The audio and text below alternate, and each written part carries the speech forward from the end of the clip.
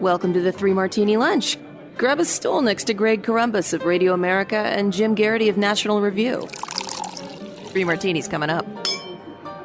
Really glad you're with us for the Thursday edition of the Three Martini Lunch. Grab a stool. We've got a lot to talk about today. So let's focus in on what the reports from the New York Times are suggesting about how the Trump administration is trying to intervene in the New York City mayor's race to try and defeat Zohran Mamdani.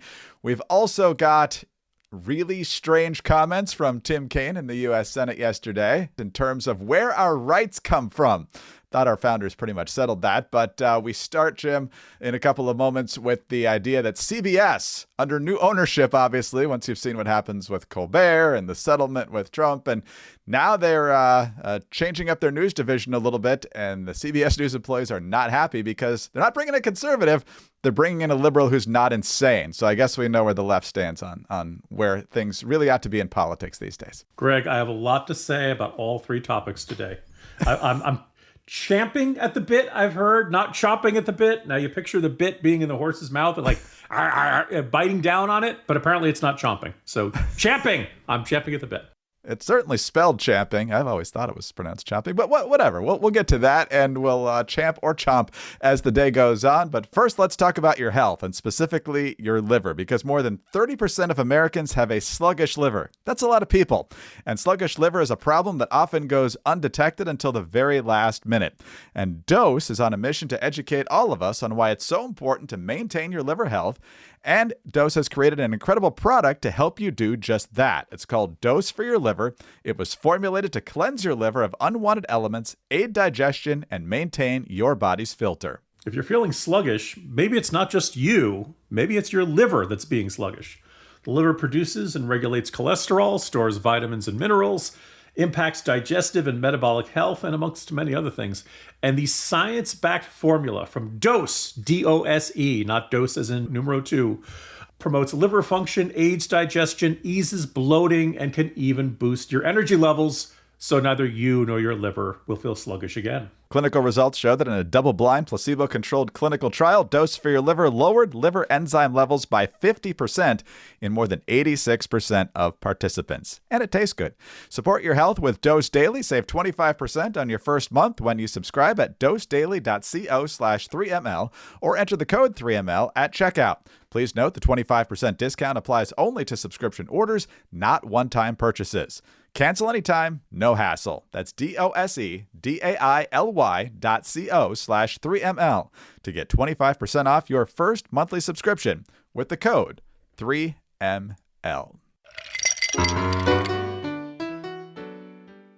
All right, Jim, it's been a while since we've talked about Bari Weiss and the free press here on the Three Martini Lunch podcast. But if you go way back in our archives in 2021, she was among our choices for most honest political figures because Bari Weiss is not of the right.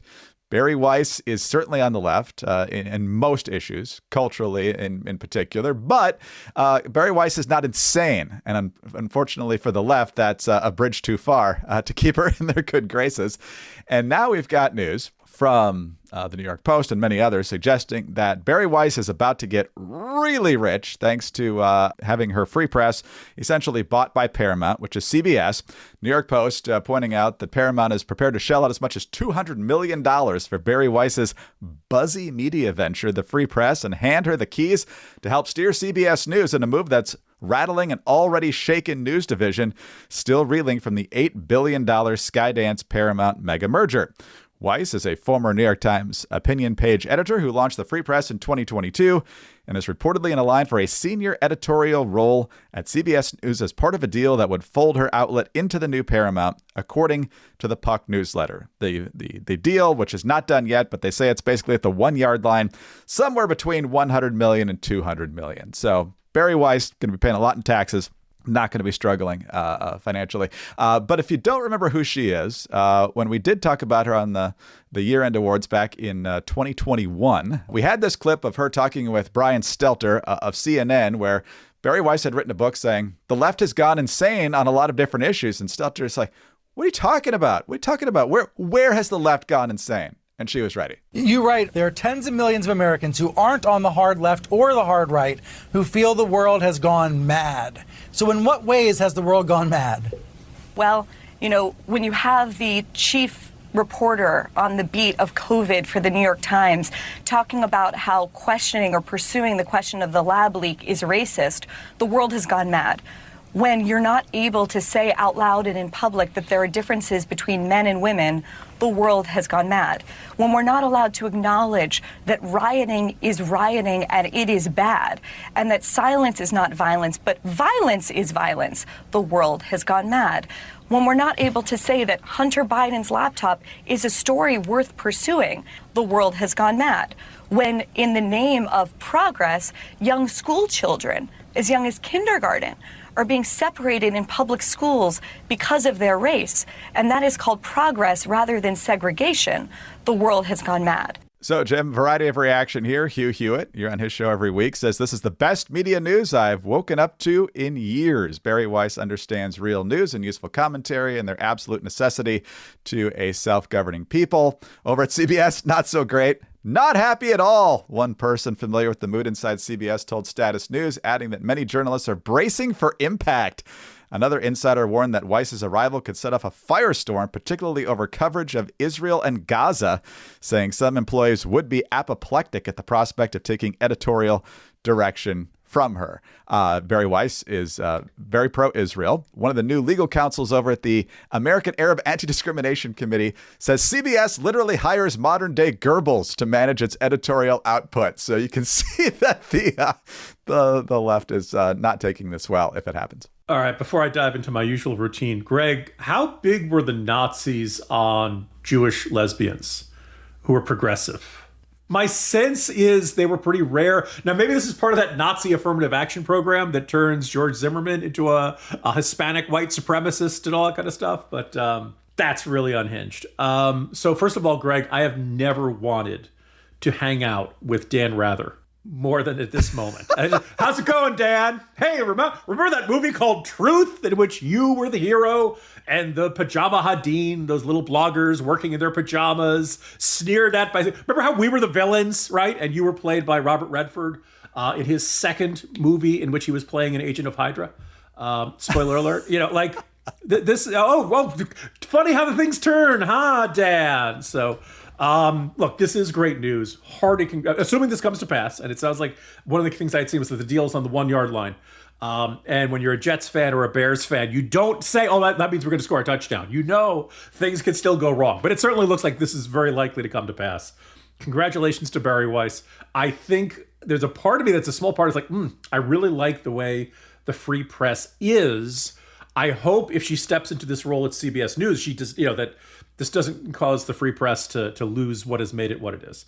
I do have one minor gripe with the folks at the Free Press and Bari Weiss, and I think I'm glad you characterized her as not a conservative, because she isn't, and I think she would be the first to tell you she's not a conservative. You can be a traditional liberal Democrat. You could probably not a progressive. I don't think she'd characterize herself that way, or a centrist Democrat, however you want to characterize it, who noticed circa 2020 that large chunks of the Democratic Party and the progressive movement were now hard left and were pursuing policies and worldviews that, as she laid out in that spanking of Brian Stelter, just were unhinged and were no longer connected to reality, and were really no longer in keeping with the values she thought the Democratic Party and the left had all along. God bless her. God bless the entire crew at the Free Press, because I think a lot of them would characterize themselves as, they may be literally neoconservatives in the sense that they are now on the right side of the spectrum when they were not earlier in their career. But I don't think they would describe themselves as conservatives. And I read the book of Weiss's wife, Nellie Bowles, and I don't begrudge these people. God bless these people.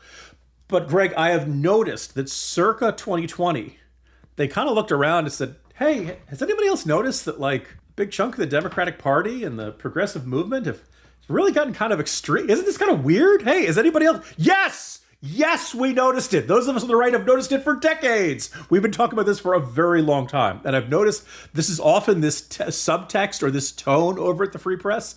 Most recently, they did an interview with Rod Dreyer. Rod Dreyer used to write for National Review. God bless him, he's great. But he said, Rod Dreyer is one of the rare voices calling attention to the illiberalism on the right and the danger it poses. Rare? Really? Really? I don't feel like that's rare. I feel like that's actually a fairly common topic.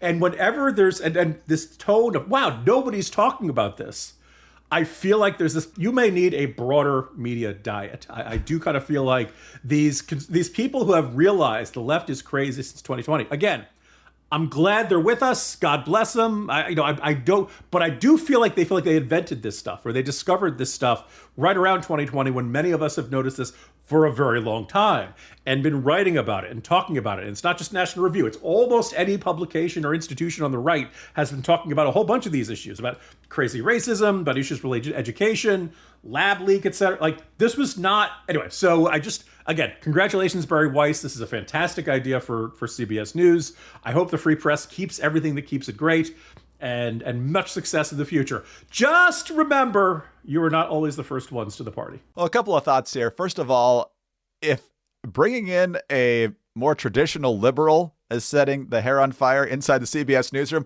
how much groupthink is already happening there? And what would happen if an actual conservative was actually brought in to run a mainstream media newsroom? I think they would literally light their hair on fire at that point.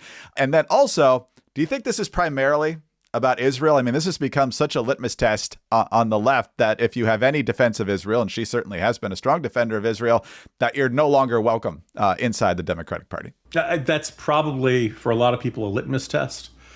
We've seen past controversies bubble up at CBS News, particularly in the morning show, about the Coates' book and the discussion of Israel and Gaza and the Hamas.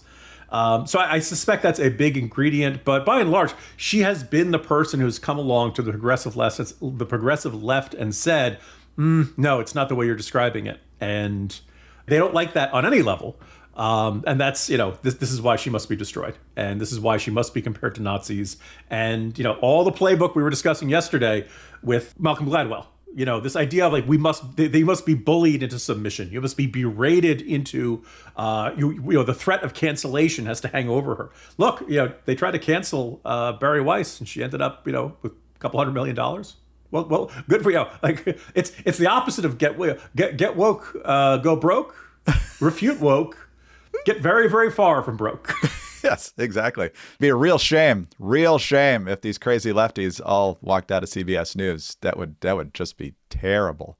If you got some lines in the face over there at CBS News today, a little bit stressed over maybe hearing another opinion on some of the issues that get covered on the network, well, Caldera Lab is here for you, especially for you guys. The high-performance skincare is designed specifically for men, simple, effective, and backed by science. In fact, in a consumer study, 100% of men, 100% said their skin looks smoother and healthier. We're talking about cutting-edge formulas from Caldera Labs developed by leading cosmetic chemists who specialize in men's skincare.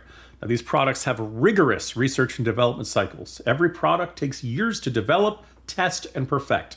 If they don't love it, they're just not going to sell it. And we're talking about non-comedogenic formulas. For those who aren't sure what that means, it means they won't clog your pores. These products are certified cruelty-free, which means no animal testing ever, and it's plastic neutral. For every product sold, they remove the same amount of plastic from the environment.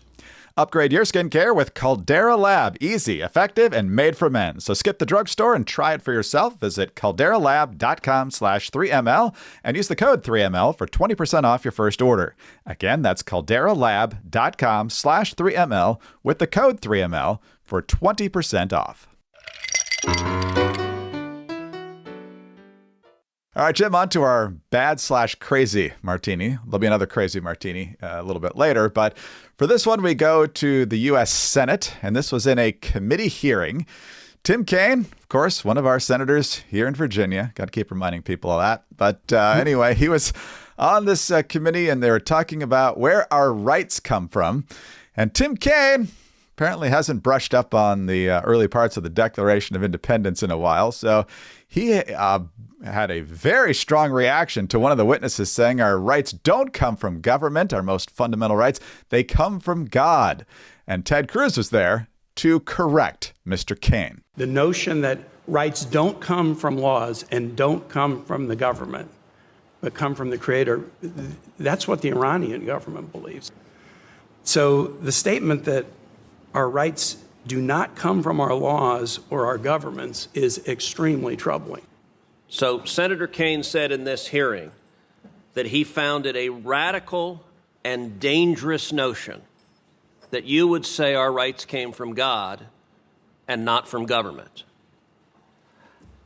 I just walked into the hearing as he was saying that, and I almost fell out of my chair. Because that radical and dangerous notion, in his words, is literally the founding principle upon which the United States of America was created. And if you do not believe me, and you made reference to this, Mr. Barnes, then you can believe perhaps the most prominent Virginian to ever serve, Thomas Jefferson, who wrote in the Declaration of Independence, "We hold these truths to be self-evident,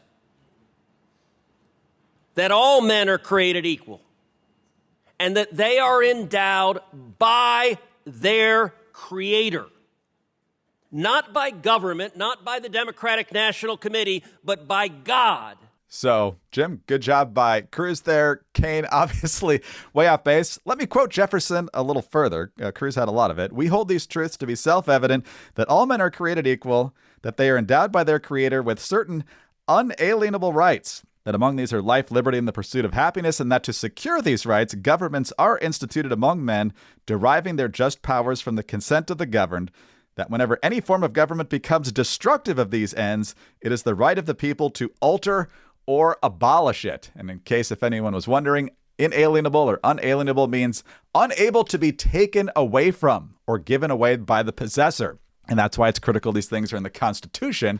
And yes, they were enshrined into law by people, but the point is that these are rights that are beyond, what the government should be able to give or take away. So that's why they're ironclad here in the United States. You'd think Tim Kaine, after way too many years in public service, would remember that, but apparently he's drinking too much Kool-Aid from somewhere else. So, Greg, I imagine this morning Tim Kaine would have woken up and felt really embarrassed. And maybe he did, but I think he probably then felt a sense of relief that no one in America knows who he is. That's sort of a joking reference to the Saturday Night Live sketch in which Senator Kaine in a very good sport, good-natured way, made fun of the fact that everyone has forgotten that he was Hillary Clinton's running mate in 2016. It was a running joke on this podcast that reminding people of this because he just faded into the background of the Senate so effectively. And yet then Saturday Night Live felt like he played along with this whole sketch about how everybody had totally forgotten about him, even on the left. The second thing is, if you're going to make this error and not recognize that, the Declaration of Independence, the declaration that laws come from our Creator, and it's not this crazy theocratic Iranian idea, please don't represent the state of Virginia. If you want to do this from, I won't say which state. I'm not gonna alienate listeners in some state by saying I want to inflict Tim Kaine on you. Not Tim Scott, Tim Kaine. I understand not Tim Walz. I understand the Tims are very easily mixed up, but that's not the case. Really, like Virginia, like come on, man. Like you'd think you'd be a little better about about the founding of the country and all that. Third, I'm going to say to Senator Kaine, just the last point. You can have your glasses on.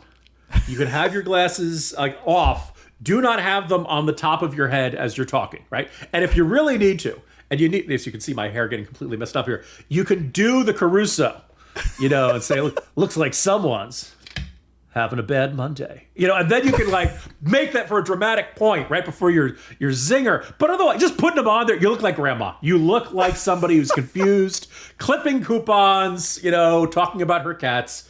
That was really even by that's approaching Guam tipping over category for bad members in U.S. Congressional representation, right up there with, I believe it was Sheila Jackson Lee who asked if the Mars rover would see where Neil Armstrong put the flag, which was the moon. So come on, Senator, get it together. This debate matters. It's not just a semantics issue in terms of where our most basic rights emanate from. We are watching, Jim, this play out in real time in the UK when you don't have these things enshrined in the UK. You've got people getting arrested for memes and for tweets and for holding up the English flag, the St. George's Cross with the white flag with the red cross on it, because that's insightful or hate speech to these migrants who are coming in and creating all sorts of havoc in a lot of different communities there. So when you don't have that, things can go south real fast. And also, once again, there's very little evidence that Mark Warner or Tim Kaine are moderates in any significant sense of the word. It is just a demonstration that if you speak in an even-toned, borderline Ben Stein voice, everyone will assume that your arguments are in the mainstream, no matter how far to the left you are. No, that's exactly right. And the media, of course, will just side with them. Anyway, the fact that he looks like an idiot means if it weren't for social media, we wouldn't know about this at all. In a moment, we'll talk about what's going on in New York City. And if you're running a business, you need to know that every time you miss a call, you're leaving money on the table. And when every customer conversation matters, you've got to have a phone system that keeps up and helps you stay connected. And that's why you've got to get OpenPhone. OpenPhone is the #1 business phone system that streamlines and scales your customer communications. It works through an app on your phone or computer, so you don't have to carry around 2 phones anymore or use a landline. With OpenPhone, your team can share one number and collaborate on customer calls and texts like a shared inbox. That way, any teammate can pick up right where the last person left off, keeping response times faster than ever. See why more than 50,000 businesses trust OpenPhone to manage their businesses' calls and texts. OpenPhone is offering 3 Martini Lunch listeners 20% off your first 6 months at openphone.com/3ML. That's OPENPHONE.com/3ML. And if you have existing numbers with another service, OpenPhone will port them over at no extra charge. OpenPhone. No missed calls, no missed customers. How is September the worst month of the year for the taxpayer? The Watchdog on Wall Street podcast with Chris Markowski. Every day, Chris helps unpack the connection between politics and the economy and how it affects your wallet. Government agencies have to spend every single dime by the end of September, plus take out more debt for another CR. In the last 48 days, the federal debt is up by $1 trillion. We have a severe debt problem. Whether it's happening in D.C. or down on Wall Street, it's affecting you financially. Be informed. Check out the Watchdog on Wall Street podcast with Chris Markowski on Apple, Spotify, or wherever you get your podcast. All right, Jim, back to the New York City mayor's race. Obviously, we've talked about that a lot over the last several weeks, and we had the big conversation with Curtis Lewa last Friday. If you haven't taken the time yet to listen to that interview, go to Apple or Spotify, wherever you get your podcasts, and listen to that from August 29th. Great conversation with Curtis Lewa. And we asked him in that conversation, 4 people in the race, how does that dynamic change things?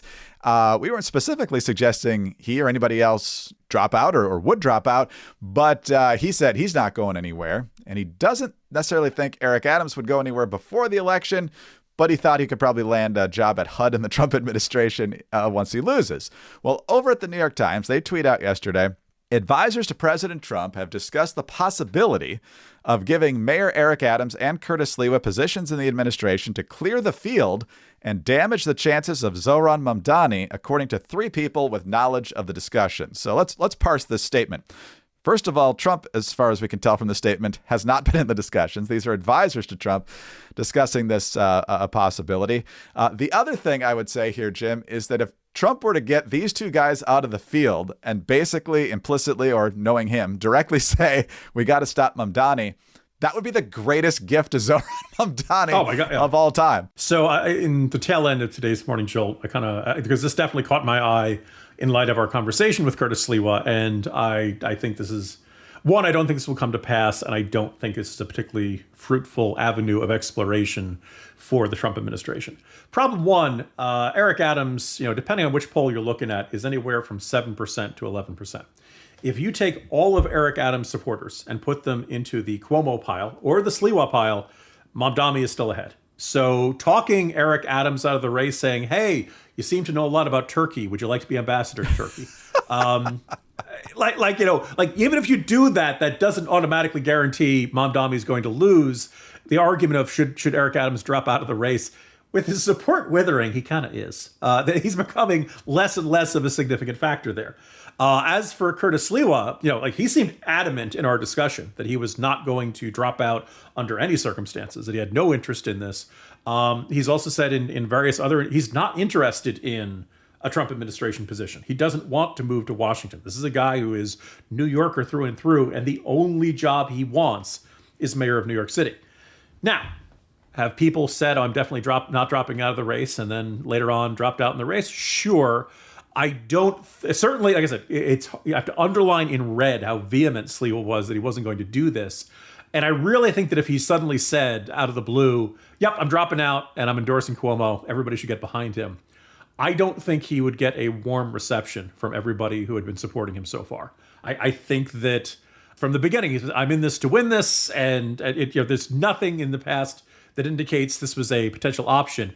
If you do this out of the blue, I think a lot of people would feel betrayed, and I don't think this would help him, or I don't think this is good for anybody, really. And then the third problem are the supporters for Sliwa and Adams, are they transferable to Andrew Cuomo? And I really have my doubts about that. Maybe technically Adams is a Democrat turned independent. Cuomo is a Democrat turned independent. Wink, wink. Maybe there's less ideological division. I think it's Sliwa and Cuomo, other than loose talk about being tougher on crime, I don't think that there's a significant overlap in their worldview and how they would approach problems. So I don't think the Sliwa supporters that are out there, and it's a third place, but it's not a terribly distant third place behind Cuomo. I don't think they're itching to go to, okay, I'll go support Andrew Cuomo. I know Curtis Sliwa is an underdog, and the odds of any Republican winning in New York City are not great. But I think people really overestimate the electability of Andrew Cuomo. I don't think he's run a particularly good second general election campaign. And the other thing he keeps saying, I don't do it as well as you do, Greg. But basically, it's time for you and me to go mano a mano. This is the real fight between you and me, Zoran. You just lost a primary to this guy 6 weeks ago. What do you mean, motto? What was the primary? It's not preseason football. Your goal, you've had a whole year to convince people not to vote for Zoran Mamdani, and you failed, Andrew Cuomo. What's going to be different this time, other than somehow convincing Eric Adams supporters and Curtis Sliwa supporters that they have to get behind you because you're the only? I don't think it's a particularly effective argument there. I don't think these people. I think probably Curtis Sliwa voters. Probably a bunch of them stay home. I don't see either one of them falling in love with Cuomo in order to stop Mamdani. And then finally, if Trump really wants to tank Mamdani, endorse him. Come out and say, I love all the ways Zoran Mamdani wants to intervene in the economy. We're taking shares of Intel. We're taking shares of all kinds of. I totally appreciate his government intervention in the economy.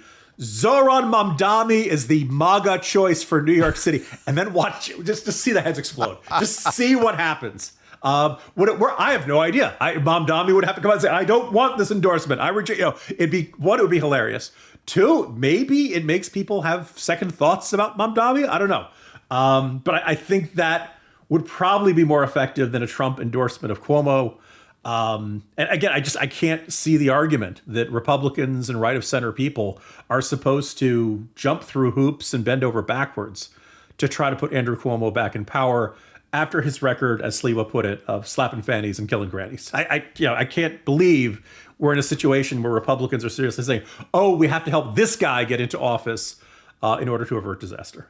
Yeah. Sliwa's the only one other than Mamdani who actually won a primary. Adams skipped it because he knew he'd get crushed, and Cuomo lost decisively. And so he gets to go to the general election because he was on some very minor party line, buried deep in the ballot. And if you listen to the interview with Curtis Sliwa, he's got a lot to say about Andy Cuomo, as he calls him.